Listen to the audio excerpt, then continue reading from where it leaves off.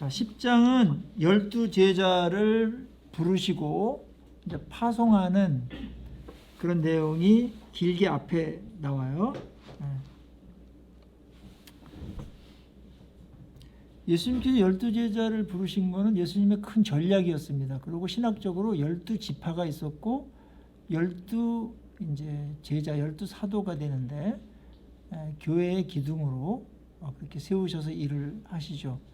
그리고 마태복음에는 제자 훈련에 대한 가치를 굉장히 많이 깔고 있어요. 마태도 제자였으니까 그랬을 수도 있는데 그것이 이제 예수님의 지혜였어요. 군중들을 엄청나게 많이 모을 수도 있었는데 그렇게 하지 않으셨어요. 우리 생각과는 다르죠. 그 정도의 능력이시라면, 그 정도의 권능이시라면, 그 정도의 실력이시라면은 수만 명, 수십만, 수백만 명 할 수 있었을 텐데 그렇게 안 하시고 12명에게 계속 또 집중하신다. 나중에 시간이 갈수록 십자가가 가까울수록 더 그렇게 하신다. 그건 우리에게 사역에 있어서 시사하는 바가 굉장히 큽니다. 준비된 자들을, 리더들을 많이 세워라. 준비된 그런 리더들을 세우고 그 다음에 양을 지양해라. 질이 먼저다. 뭐 그런 상식을 우리에게 주죠. 질이 떨어진 양은 언제 없어질지 모릅니다. 그리고 하나님 원하시는 자리까지 못 가요. 그러니까 어느 공동체든지 뭘 하든지 간에 거기에 앞서가는 사람이 필요해요.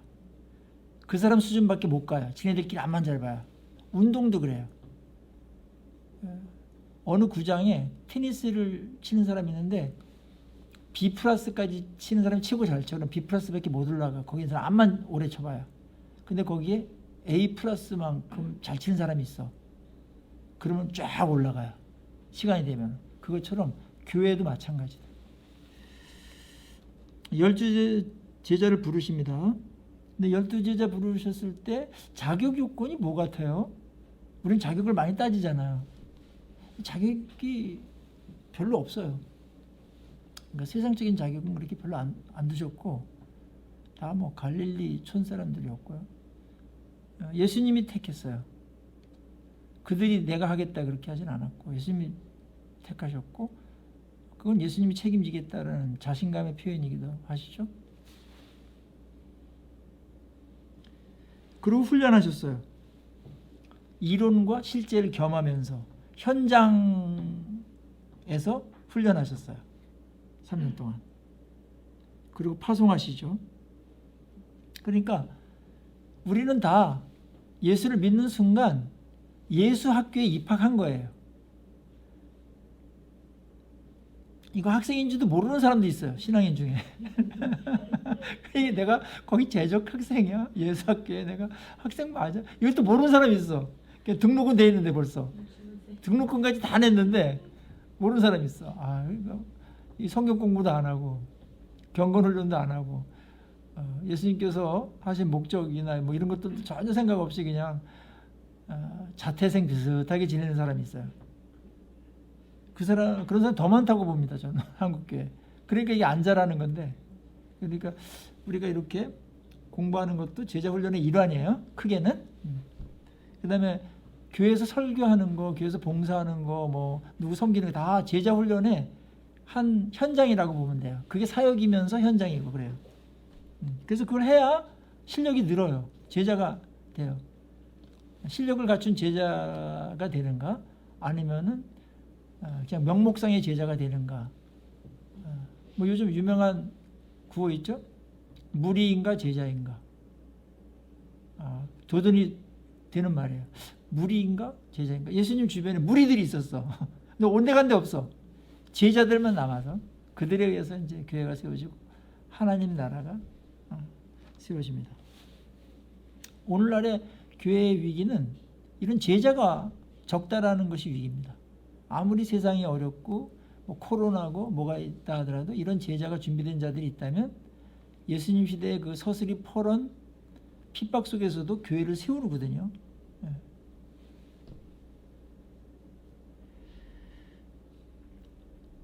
그들을 교육만 시키지 않고 파송을 해요. 전도하게 하십니다. 그 전도 대상자도 정해주시고 전파할 내용, 뭐 천국이 가까웠다, 회개하라, 그걸 전하라고 그랬고, 물질을 어떻게 써야 되는지 하나님 의존하게 만들었죠. 거저 받았으니 거저 줘라. 그런 지침도 내보내시고, 뭐 자고 먹고 하는 문제 반드시 마련될 거다.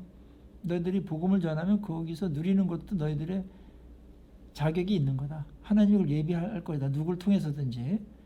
그래서 단기 전도였기 때문에 하나님만을 믿고 가도록 그렇게 최소한으로 그렇게 했습니다.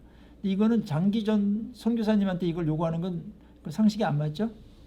준비를 또 해야 되는 일반 은총적인 게 있는 것이고, 또 거기서 부족한 건 또 하나님께서 채워주는 것도 있지만요. 하나님을 경험하고, 하나님 우리와 함께 하는구나, 하나님께서 이 모든 것들을 이루어 가시는구나, 이 경험은 굉장히 제자들에게 필요했던 것 같습니다. 그 다음에 16절서부터 33절 사이에서는 핍박에 대한 교훈이 나와요. 너희들 세상 속에 들어가면은 반드시 핍박을 받게 될 거다. 핍박을 이상하게 여기지 말아라. 그런 내용들이에요. 16절 보세요. 보라, 내가 너희를 보냄이 양을 이리 가운데로 보냄과 같도다. 그러므로 너희는 뱀같이 지혜롭고 비둘기같이 순결하라. 유명한 말씀이죠. 자, 근데 가만히 그 상황을 한번 생각해 보세요. 예수님이 12제자를 세상에 파송을 하는데 양을 이리 가운데 보내는 것 같다고 그랬어요. 뻔하죠. 이리 가운데 보냈으니 당할 거 아니에요. 이게 핍박이에요. 저는 이렇게 보냈으면 더 좋았을 것이라고 생각해요. 너희들을 세상에 보내는 것이 호랑이를 이리 가운데 보내는 것 같다. 그래서 얼마나 기분이 좋아. 이것도 다 죽었다 이러면서 갈 텐데, 양을 이리 가운데 보내니 뭐 이거는 뭐 엄청나게 당하라는 얘기잖아요. 근데 왜 예수님께서 이렇게 우리한테 불리한, 그다음에 용기가 잘 안 생기는, 사기가 떨어지는 이런 말을 하셨을까요? 자, 성경을 볼 때 하나의 진술이 있으면 어떤 상황과 그 현실과 사건을 전제를 해가지고 그걸 묘사한 거란 말이에요. 그럼 우리 역으로다가 진술한 걸 갖고서 그 사건을 만들어내야 돼요. 자, 한번 가보겠어요. 우리가 양이에요, 일이에요? 양이잖아요. 저쪽에 이리들이 득실돼요. 우리가 양이 이제 갔어요. 이렇게 뭐 복음 전하러 갔어. 삐쭉삐쭉 가는데 이리가 와가지고 여기서 굴러먹은 놈은 양이 와가지고 그래서 확 넘어뜨렸어. 그러니까 넘어져. 확 학혀서 피가 막 나. 양이니까 그렇게 하니까 피가 나잖아요. 그러니까 아프잖아요. 이러면서 대들거나 막 그러지 않았어요. 그러면서 이리님 하면서 잘해줬어. 이리님 이리 오세요 하면서 잘해줬어. 이리님 이리 오셔가지고 이거 잡수세요. 나를 그렇게 괴롭히지만 나는 이리님을 존경하고 사랑합니다. 이러면서 늘 잘해줬어요. 근데 이리가 자기네 세상에서는 이런 놈을 본 적이 없는 거야. 뭐 이상한 놈이 왔네 이거. 몇 번 더 찝쩍대. 근데도 계속 잘해줘. 그럴 때 어떤 이제 퀘션이 생기는 거지. 그리고 이제 이리도 이제 문제가 생겨. 이리가 문제가 없는 게 아니에요. 승질이 더 나쁘기 때문에 문제도 많아요. 그래서 자기도 고민할 게 많은데, 이걸 누구한테 상의를 하지? 이리한테 하면 분명히 겉으로는 뭐 해주는 척 하면서 또 뭐 헐뜯고 뭐 센통이다 하고 뭐 분명히 그럴 거예요, 여러분들은.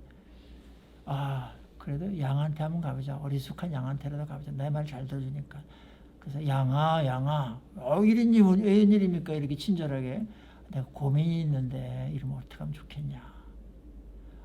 그거 뭐 인간의 힘이나 우리의 세계 갖고는 할 수가 없으니 우리 주님께 나와야 되죠. 이런 식으로 가라는 거예요. 아셨죠? 이게 이리를 얻는 방법이다. 그래서 기독교는 물리적인 힘을 쓰거나 권력을 쓰거나 쌓아놓으면 안 됩니다. 그건 십자가의 방법이 아니고 예수님의 전도 방법이 아니에요. 그래서 바울은 계속 당하잖아요. 종이 된다고 그랬잖아요. 우리 이걸 잊어버리면 예수님의 방법이 아닌 다른 거 갖고 쓰는 거죠. 뭐 간혹 뭐 다른 거로 쓰다 전도가 될 때도 있어요. 영혼이 하도 귀하기 때문에. 그러나 정상적인 전도 활동은 많이 당하면서 그걸 이겨낼 때 그게 능력이 되고 그게 나중에 발언권이 되고 영향력이 된다. 감동이 된다. 마음을 얻는다. 사람을 얻게 된다. 그래서 양을 이리 가운데 보낸 것 같다. 그래서 두 가지가 필요하다. 하나는 비둘기처럼 순전해야 된다.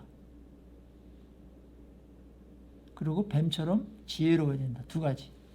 순진만 해가지고는 당한다. 순진은 중요해요. 순전은. 그런 그리스도인이 있어요. 순전하긴 한데 지혜가 없어. 그럼 아무 열매도 못 얻어요. 근데 어떤 사람은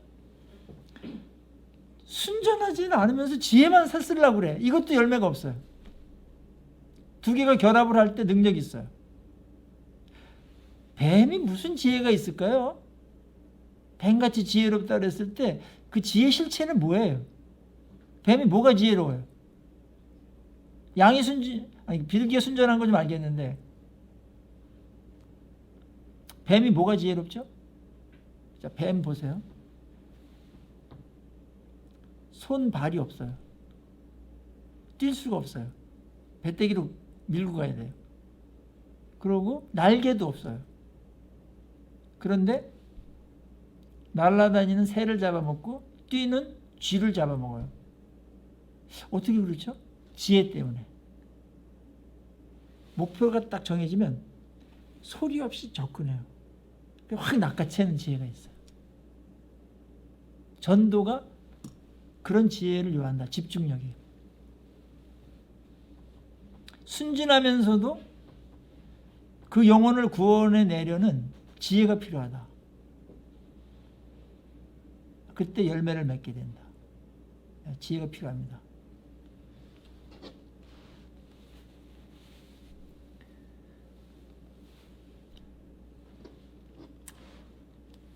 그리고 핍박 당할 때 어떻게 해야 되는가?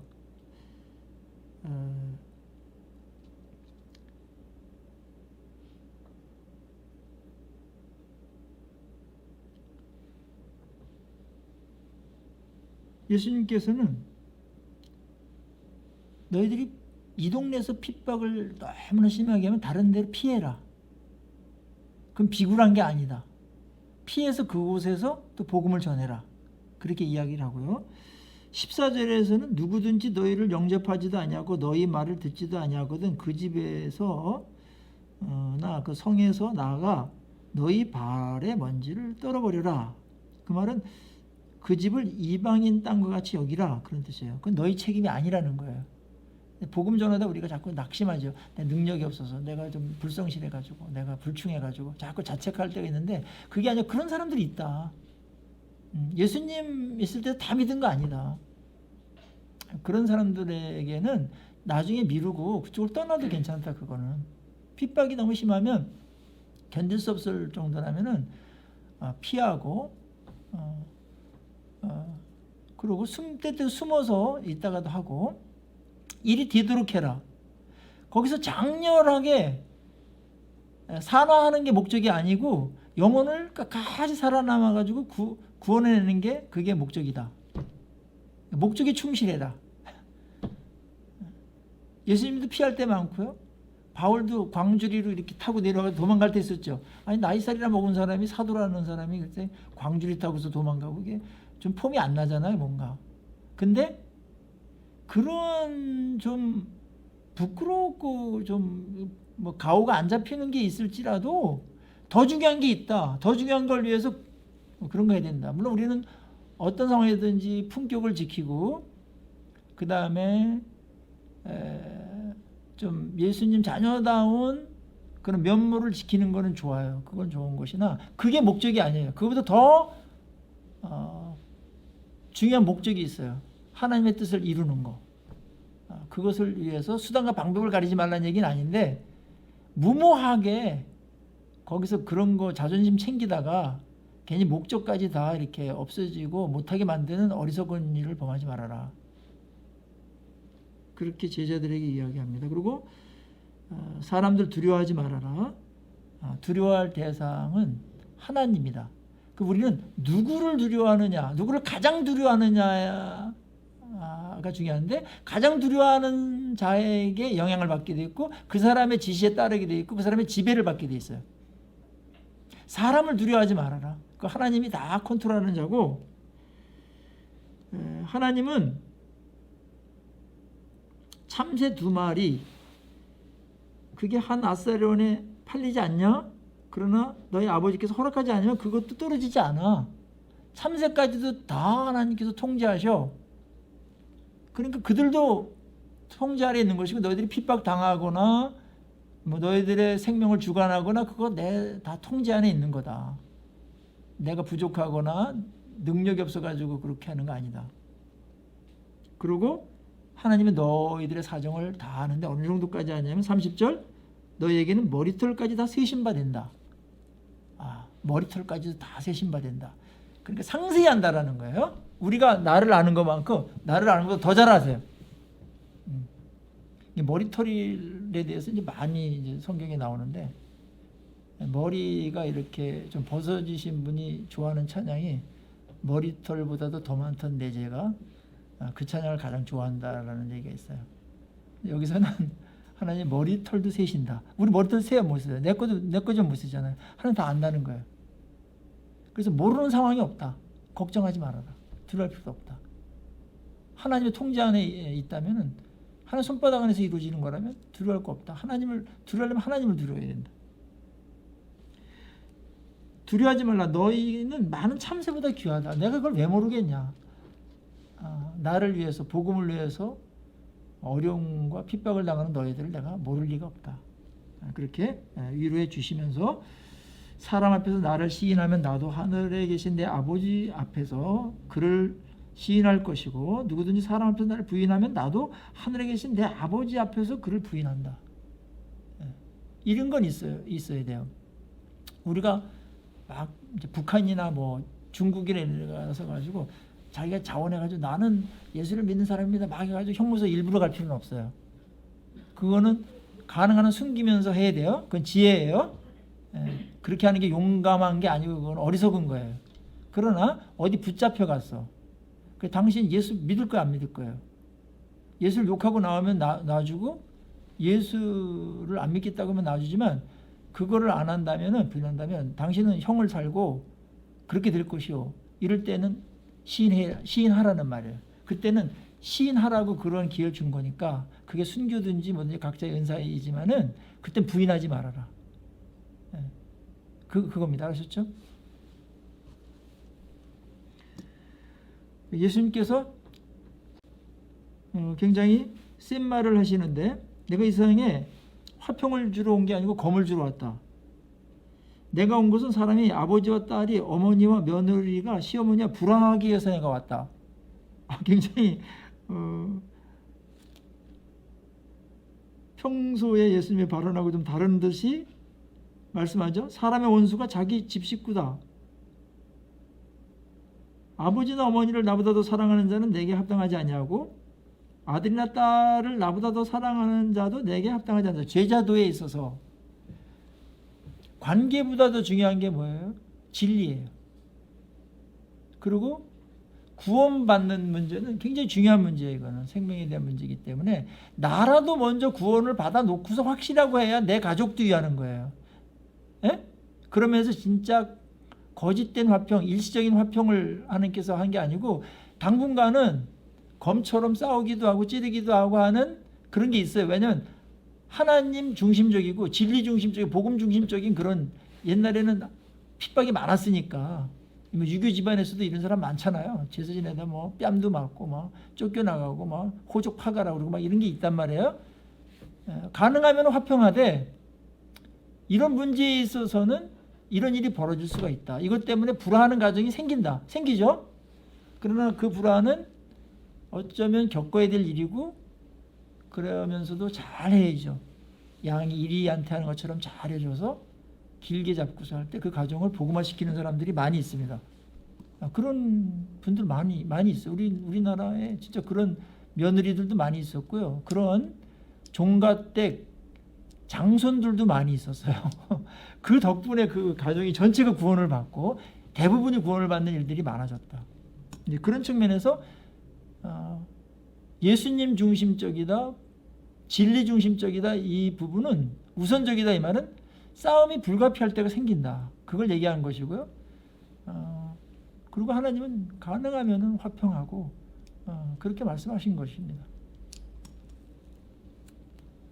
그리고 자기 십자가를 지고 나를 따르라 그렇게 말씀하셨죠. 자기 십자가를 지고.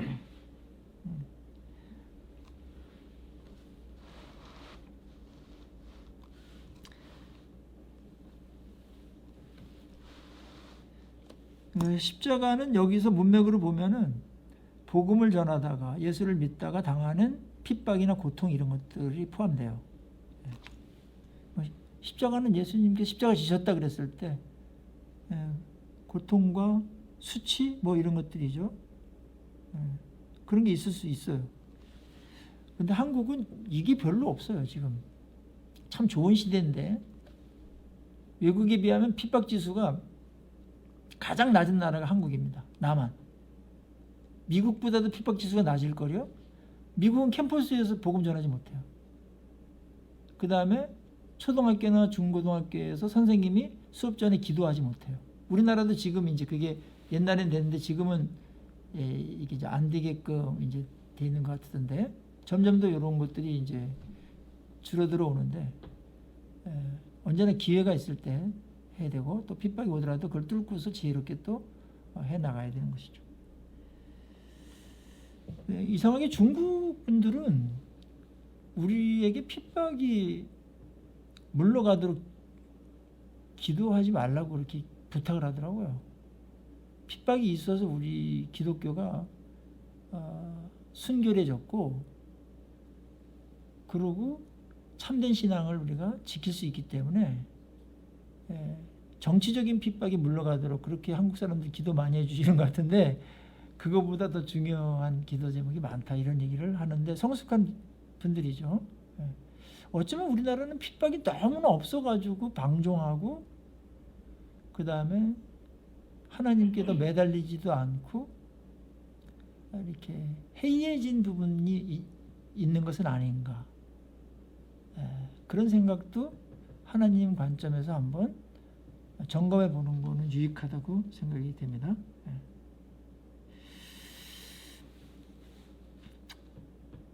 자, 40절부터는 핍박을 하는 사람이 있다면은 제자들을 영접하는 사람들이 있겠죠. 그런 사람들에게는 상이 있다. 그 얘기를 해줍니다. 너를 영접하는 자는 나를 영접하는 것이요. 그러니까 제자들을 예수님이 보냈잖아요. 그러니까 제자들 영접한 건 보낸 자를 영접한 거다. 그러니까 우리가 누구에서 복음을 전하든지 위로자를 갖든지 예수 그리스도의 제자로서 보낸 자로서 어떤 일을 하다가 뭘 핍박을 당하면 예수님이 당한 것을 여기고 그 다음에 우리들을 영접하고 잘해주는 사람 있잖아요. 대접해주고 협력하는 사람 있으면 그거는 주님을 영접하고 협력하는 거다. 그렇게 동일시하세요. 이게 얼마나 자랑스럽고 명예스러운 겁니까? 나를 영접하는 자는 나를 보내신 이를 영접하는 것이다. 그러니까 예수님이 보낸 자를 영접한 거, 예수님 영접한 거, 예수님 영접한 거는 하나님 영접한 거다. 그거예요. 그러니까 하나님께서 쓰시는 사람을 영접하고 협력하는 거는 곧 예수님을 협력하고 영접하는 거고 하나님을 영접하고 협력하는 겁니다. 그 사람들을 방해하는 거는요. 똑같이 하나님 방해하는 거예요.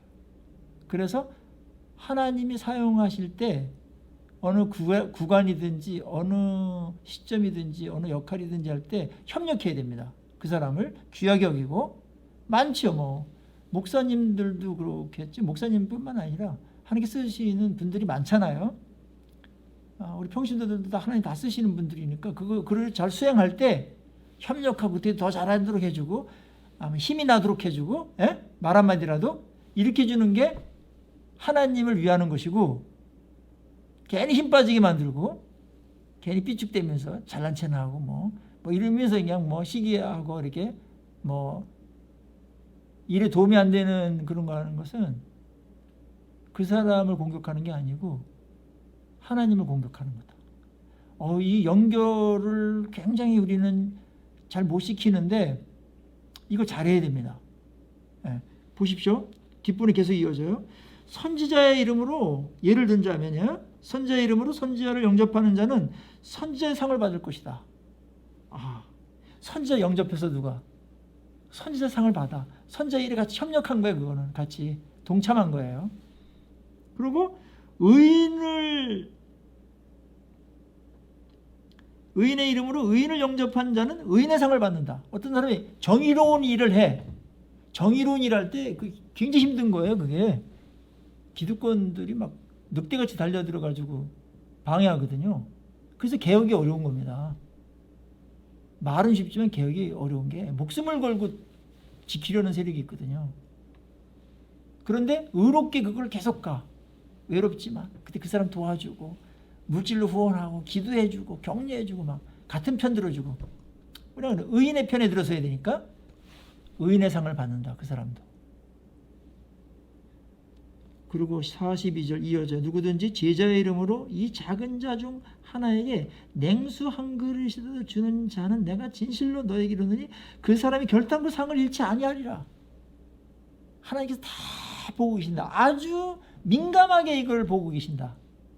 예의주시하신다. 하나님의 일을 수행하는 자를 귀하게 보시기 때문에 하나님의 눈동자가 거기에 집중돼 있고 그 주변 사람들이 그 사람에게 어떻게 대하느냐를 내가 다 면밀히 해서 해를 입히는 사람은 보응을 받을 것이고 협력하고 그를 돕는 사람에게는 그에게 맞는 상을 베푸는데 소호자 아주 보잘것없는 그런 사람 냉수한 그릇 별로 뭐 대접이라고 할 수 없는 가장 초라한 어떤 도움 주는 것까지도 나는 카운트해서 반드시 상을 잊어버리지 않고 줄 것이다.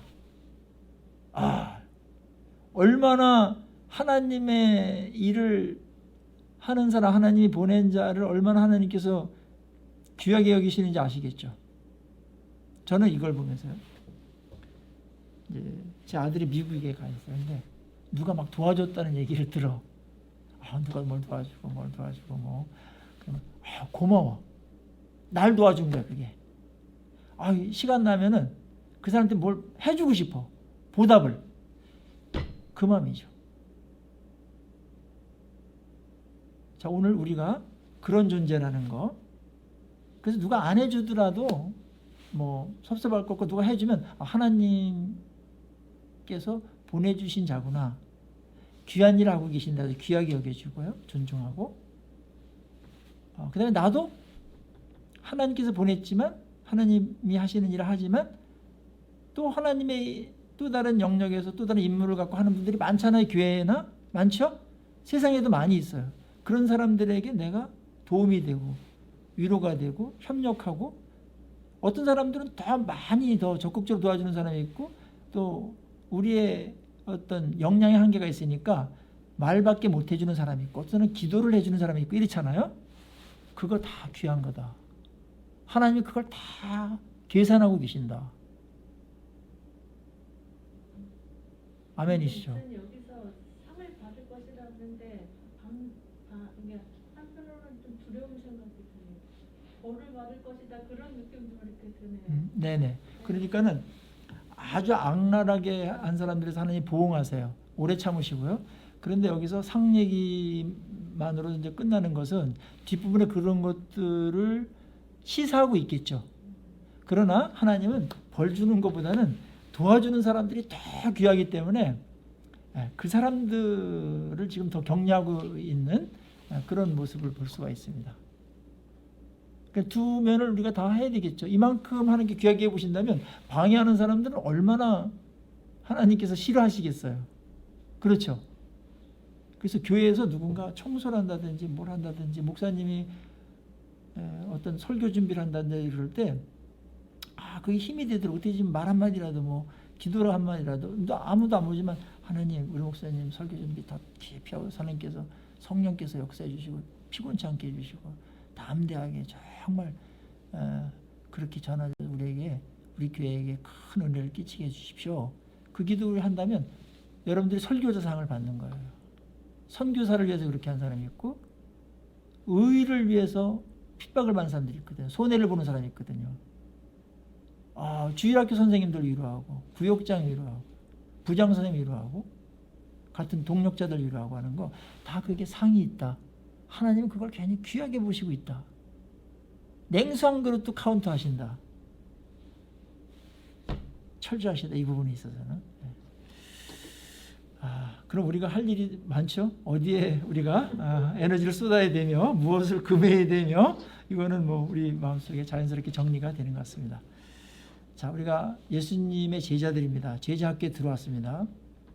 적을 둔 사람만이 아니라 명목상의 제자가 아니라 예수님을 닮아가고 예수님께서 하신 일을 이어받아서 하는 자이며 동시에 다른 사람들이 예수님께 쓰임 받을 때 그 사람과 동력해서 할 수 있도록 그 사람에게 힘이 되는 자로서 아름다운 그런 우리 주님의 제자들 되시기를 또 하나님 나라를 함께 세워가는 주님의 충성된 그런 종들 되시기를 간절히 소망합니다. 그게 성공하는 겁니다. 그게 가장 잘 사는 겁니다. 우리 강의 마치겠습니다. 다음 시간에 11장부터 들어가도록 하겠습니다. 수고하셨습니다.